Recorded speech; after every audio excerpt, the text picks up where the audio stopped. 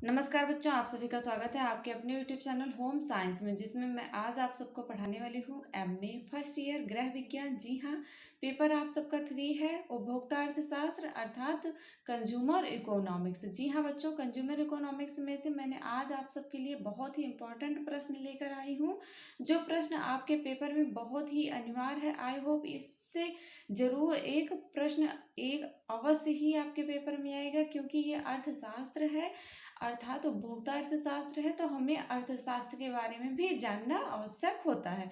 तो अब वीडियो को आगे बढ़ाने से पहले आप सबसे रिक्वेस्ट है कि चैनल को सब्सक्राइब कर लें, और जिन्होंने वीडियो को शेयर नहीं किया वीडियो को शेयर करें, और यदि वीडियो पसंद आता है तो लाइक करें, और कुछ पूछना है तो अवश्य कमेंट किया करें। तो बच्चों, जैसा कि आप सब स्क्रीन पर देख पा रहे होंगे कि सिद्ध कीजिए कि अर्थशास्त्र एक विज्ञान एवं कला है। तो हम लोग इस देखेंगे कि अर्थशास्त्र विज्ञान है या कला है, इसके बारे में हम लोग डिटेल में जानेंगे। तो हम पूरा विस्तार से पढ़ेंगे। तो बच्चों, अभी तक जिन बच्चों ने वीडियो को शेयर नहीं किया, शेयर अवश्य कर दें। तो हम लोग ध्यान से सुनना बच्चों, ध्यान से पढ़ना, और कुछ टॉपिक है जिन्हें नोट भी करते चलना, क्योंकि पेपर में ये आने की संभावना है।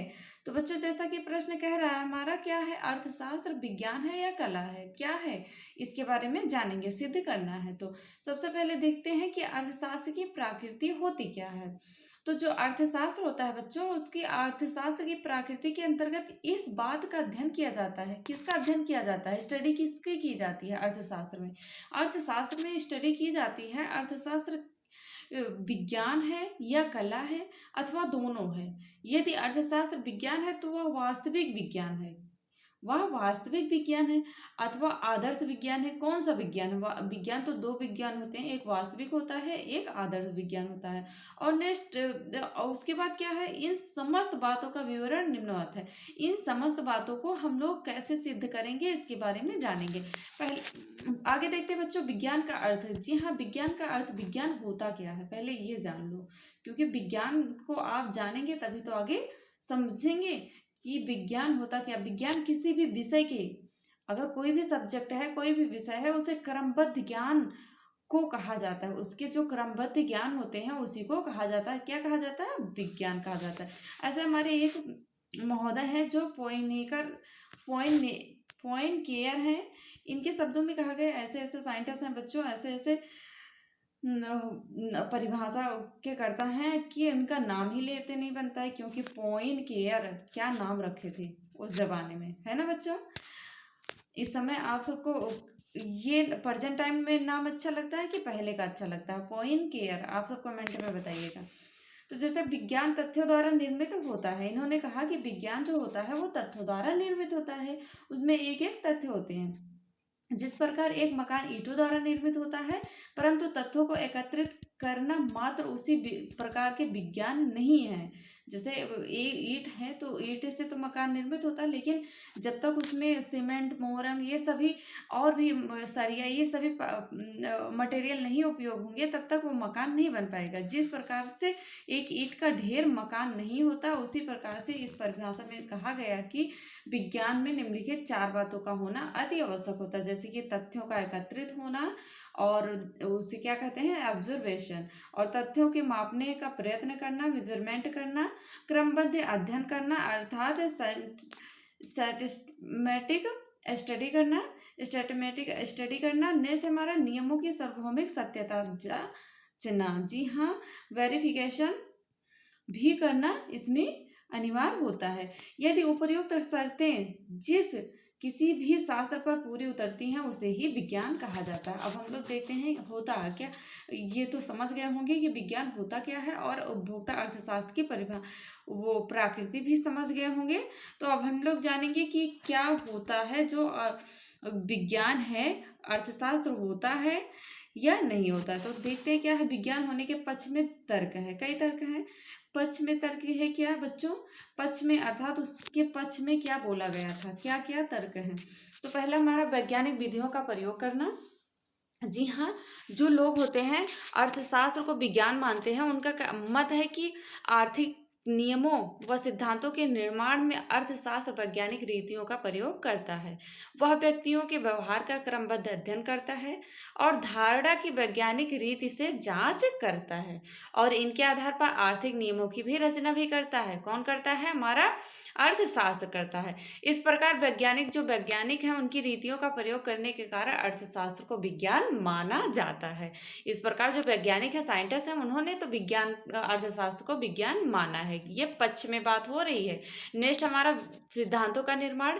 जी हाँ, बहुधा यह कहा जाता है कि जो शर्तें विज्ञान पर लागू होती हैं, जो शर्तें इससे पहले मैंने बताया विज्ञान की जो शर्तें 4 शर्तें हैं वो लागू होती हैं, वही शर्तें अर्थशास्त्र में भी लागू होती हैं। वही शर्तें अर्थशास्त्र में भी लागू होती है। जैसे विज्ञान कारण व परिणाम के माध्यम से संबंध स्थापित करते हुए तथ्यों का क्रमबद्ध अध्ययन करता है। जी हाँ, कारण भी होता है इसमें अर्थशास्त्र में, विज्ञान में, और परिणाम भी होता है और संबंध भी होता है और स्थापित जो तथ्यों का क्रमबद्ध भी होता है, यही हमारा अध्ययन करता है। यही बात अर्थशास्त्र के बारे में भी लागू होती है। अतः अर्थशास्त्र को विज्ञान न मानने का कोई औचित्य नहीं है। जी हाँ, विज्ञान अर्थशास्त्र विज्ञान ही है। नेक्स्ट हमारा विषय का क्रमबद्ध विवेचन। जी हाँ, अर्थशास्त्र ज्ञान की वह शाखा है जिसमें तथ्यों का क्रमबद्ध अध्ययन, क्रमबद्ध विश्लेषण व क्रमबद्ध एकत्रीकरण किया जाता है। उदाहरण हेतु अर्थशास्त्र की संपूर्ण विषय सामग्री को क्रमशः 5 भागों में, जैसे उपभोग, उत्पादन, विनिमय और वितरण तथा राजस्व में विभक्त किया गया है। इस प्रकार अर्थशास्त्र विज्ञान की और भी समीप आ जाता है। इस प्रकार कहा जा सकता है कि अर्थशास्त्र ही हमारा विज्ञान है। तो अब हम देखते हैं 4 नंबर है सार्वभौमिक सत्यों का प्रतिपादन। विज्ञान के पक्ष में बात हो रही है, निष्पक्ष में नहीं, ओके, विपक्ष में नहीं हो रही है, ये विज्ञान के पक्ष में बात हो रही है। तो अर्थशास्त्र में अनेक नियमों और सिद्धांतों ऐसे होते हैं जो कारण और परिणाम के संबंधों को स्पष्ट करते हुए सार्वभौमिक सत्यों का भी प्रतिपादन करते हैं।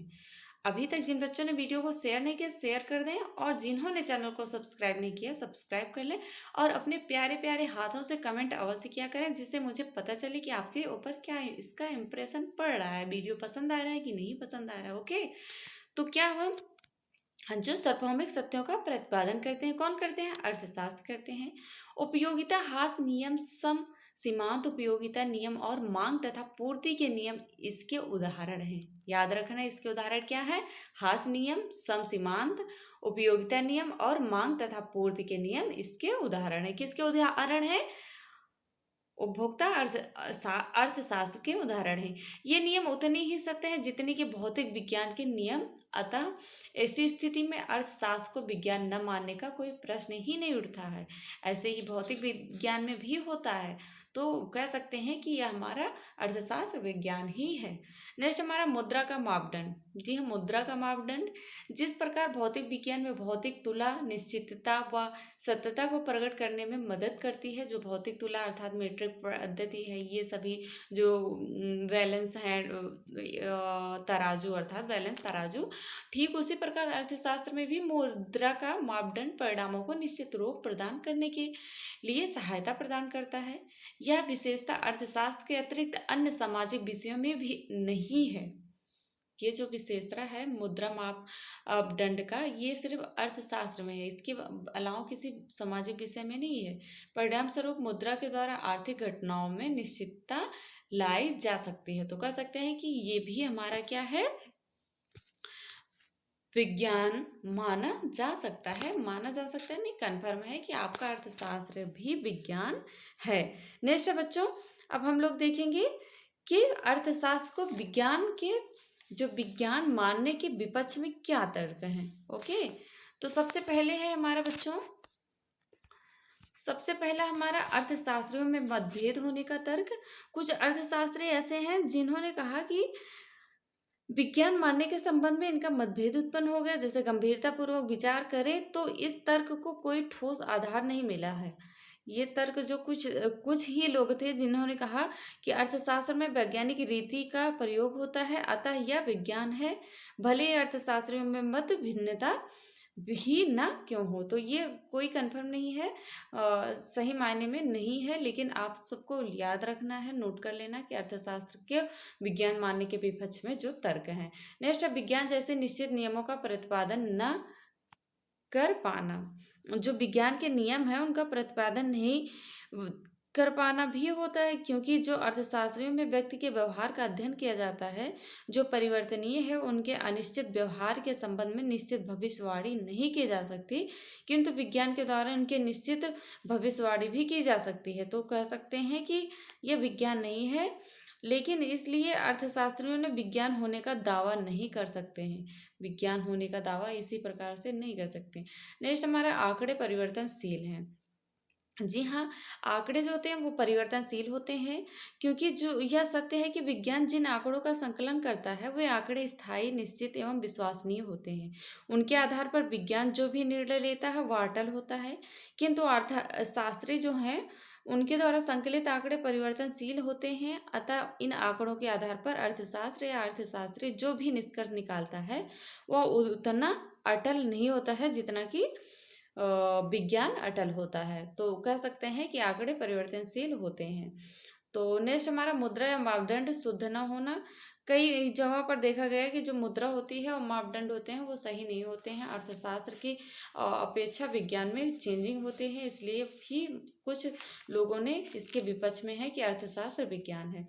नेक्स्ट है बच्चों, अर्थशास्त्र कला के रूप में। जी हाँ, किसी कार्य को उत्तम तरीके से करना ही क्या है, आपका कला है। क्योंकि कला के विषय में प्रोफेसर कीन्स ने कहा था, मत दिया था कि कला ज्ञान की वह शाखा है जो निश्चित उद्देश्यों की पूर्ति के लिए सर्वश्रेष्ठ तरीका बताती है। तो विज्ञान सिद्धांत का निरूपण करता है और कला उन सिद्धांतों का व्यवहारिक रूप प्रदान करता है। विज्ञान तो हमारा सिद्धांत का निर्माण करता है, लेकिन उन्हें रूप कला ही प्रदान करता है। यही नहीं, वास्तविक विज्ञान हमें वस्तु स्थिति के बारे में भी बताता है, जबकि आदर्श विज्ञान हमारे सामने आदर्श प्रस्तुत करता है। तो परंतु कला आदर्शों को प्राप्ति हेतु उपाय व विधियां बतलाती हैं। इसी प्रकार कला वास्तविक और आदर्श विज्ञान के माध्यम से एक पुल का कार्य करती है।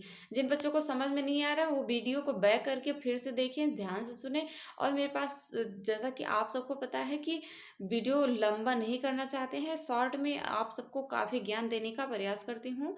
तो आप सबसे पहले जो बच्चे समझ नहीं पा रहे हैं वो वीडियो को बैक करके फिर से देख सकते हैं। ओके, नेक्स्ट हमारा अर्थशास्त्र के कला होने के पक्ष में कुछ तर्क हैं, जैसा कि अर्थशास्त्र केवल कारण एवं परिणामों का संबंध स्थापित नहीं करता है, और ये पक्ष में तर्क है। तो इस प्रकार कह सकते हैं कि ये संबंध और अर्थशास्त्र क्या है, हमारा कला, ये मान सकते हैं कि ये अर्थशास्त्र जो है वो कला के रूप में भी आता है। और अधिकांश समस्याएं विशुद्ध रूप में भी आर्थिक होती हैं, और अर्थशास्त्र व्यवहारिक नीति अपना सकते हैं, इस प्रकार भी कला होता है।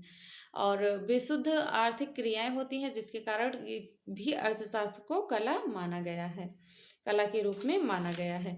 नेक्स्ट बच्चों, अर्थशास्त्र के कला होने के विपक्ष में तर्क। जी हाँ, दोनों की प्रकृति का भिन्न भिन्न होना भी इसका एक विपक्ष में तर्क है, क्योंकि दोनों की प्रकृति वो आर्ट से संबंधित है, कला है, और ये अर्थशास्त्र है, अर्थात अर्थशास्त्र विज्ञान है। तो इसके विपक्ष में भी कहा जा सकता है, दोनों के विपक्ष में, क्योंकि क्षेत्र भी अलग अलग कला का, और दोनों का क्षेत्र भी अलग अलग होता है। जब हम अर्थशास्त्रियों को कला मान चुके हैं और यह देख चुके हैं कि अर्थशास्त्र का रूप वैज्ञानिक है, तब विज्ञान के साथ कला के पक्ष में जोड़ना गलत होता है। तो नेक्स्ट है आर्थिक समस्याओं की प्रकृति। जी हाँ बच्चों, आर्थिक समस्याएं कई बातों से प्रभावित होती है, जैसे सामाजिक, राजनीतिक तथा धार्मिक। आर्थिक समस्याओं के बाह्य परिस्थितियों से प्रभावित होने के कारण क्या होता है, या कैसे संभव हो सकता है कि केवल आर्थिक दृष्टिकोण से ही आधार पर ही अर्थशास्त्रीय समस्याओं के समाधान हेतु उचित नीति का निर्माण कर सकें। नेक्स्ट, वैज्ञानिक स्वभाव बनाए रखना। जी हाँ, इसमें क्या होता है, एक तर्क यह भी दिया जाता है कि यदि अर्थशास्त्र नीति निर्माण में सहायता देता है तो उसका वैज्ञानिक स्वरूप नष्ट हो जाता है, क्योंकि अर्थशास्त्र को वैज्ञानिक स्वभाव को बनाए रखने में ही भलाई होती है।